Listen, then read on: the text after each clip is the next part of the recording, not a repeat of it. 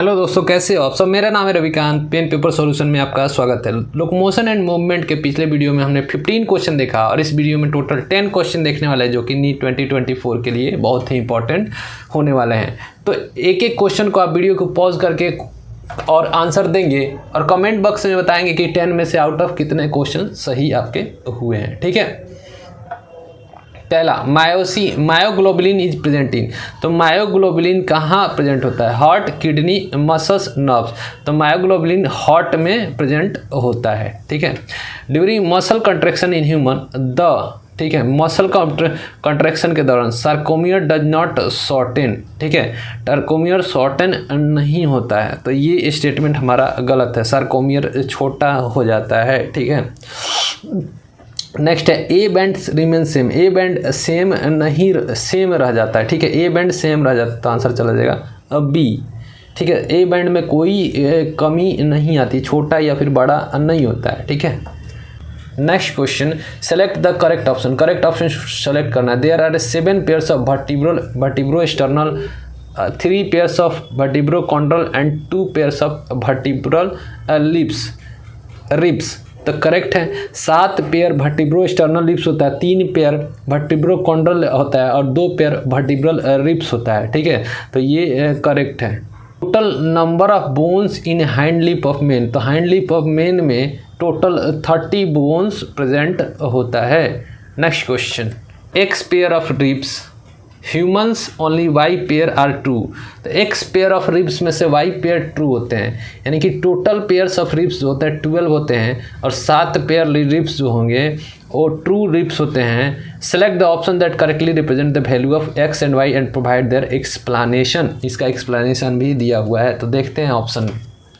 पहला है x 12 y 5। तो जो ट्रू लिप्स होते हैं 7 पेयर होते हैं। देखो दूसरा 24 2 गलत है, 24 12 गलत है, 12 पेयर रिब्स होते हैं। ठीक है, और जिसमें से 7 पेयर ट्रू रिब्स होते हैं। True ribs are attach dorsally to vertebral column and ventrally to sternum. तो जो पीछे की तरफ हमारा अटैच होता है ये वो होता है डोर्सली, पीछे की तरफ अटैच होता है किससे? वर्टिब्रल कॉलम से, और वेंट्रली अटैच होता है स्टर्नम से। तो आंसर डी करेक्ट है।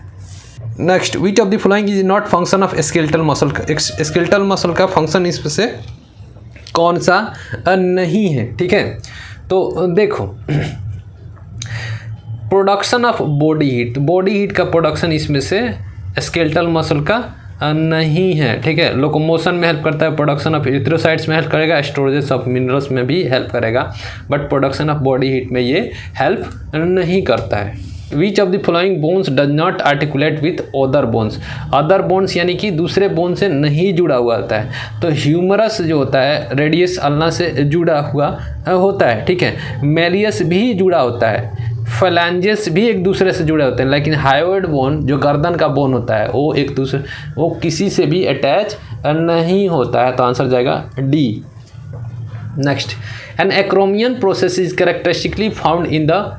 तो एक्रोमियम प्रोसेस कहाँ फाउंड होता है? ठीक है, first pelvic girdle of reptile. Reptile के पेल्विक गॉर्डल में एक्रोमियम प्रोसेस नहीं होता है। स्कॉल ऑफ फ्रॉग ये इसमें भी नहीं होता है। वर्टिब्रल ऑफ बर्ड्स ये भी नहीं होता है। पेक्टोरियल गॉर्डल्स ऑफ मैमल्स में अपना क्या प्रेजेंट होता है? Acromion process. Acromion process pectoral girdle में प्रेजेंट होता है मैमल्स के।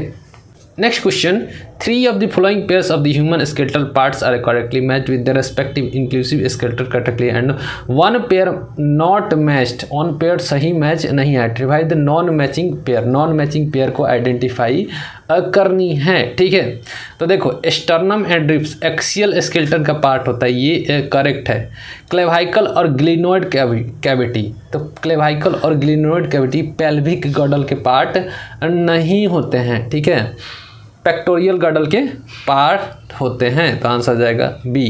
ह्यूमरस एंड अल्ना तो ये एपेंडिकुलर स्केलेटन में आते हैं, ये भी ट्रू है। Next, Méliès and steps. तो मेलियस एंड स्टेप्स जो है, Méliès, incus and steps 3 bone होते हैं जिनको हम लोग ईयर ओसिकल्स बोलते हैं। तो ये भी एक करेक्ट है। स्टर्नम और रिब्स एक्सियल स्केलेटन के बात है। क्लेविकल एंड ग्लिनोइड कैविटी जो होते हैं वो पेक्टोरियल गॉर्डल के पार्ट होते हैं, ना कि पेल्विक गॉर्डल के। तो अपना आंसर बी होगा। नेक्स्ट, जॉइंट का प्यारा सा क्वेश्चन है। ठीक है, तो देखते हैं इसमें कि पहला ग्लाइडिंग ज्वाइंट। अब ग्लाइडिंग ज्वाइंट इनमें किसके पास प्रेजेंट होता है, ठीक है। तो ग्लाइडिंग ज्वाइंट जो होता है कार्पल के बीच प्रेजेंट होता है, ठीक है। कार्पल के बीच ग्लाइडिंग ज्वाइंट अपना प्रेजेंट होता है। हिंग ज्वाइंट, तो हिंग ज्वाइंट जो होता है ह्यूमरस और अल्ना के बीच हिंग ज्वाइंट होता है। ह्यूमरस और अल्ना के बीच हिंग ज्वाइंट होता है। तो ए का 1 का 3 हो गया और 2 का 4 हो गया। 1 का 3, 2 का 4, आंसर अपना ए ही हो जाएगा। नेक्स्ट है पाइवट ज्वाइंट।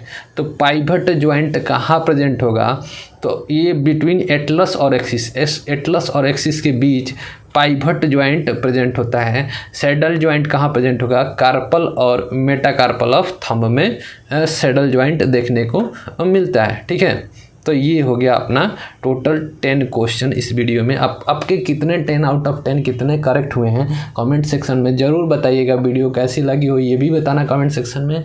मिलते हैं आपसे अगले वीडियो में किसी और चैप्टर के PYQ सेशन में। तब तक के लिए धन्यवाद।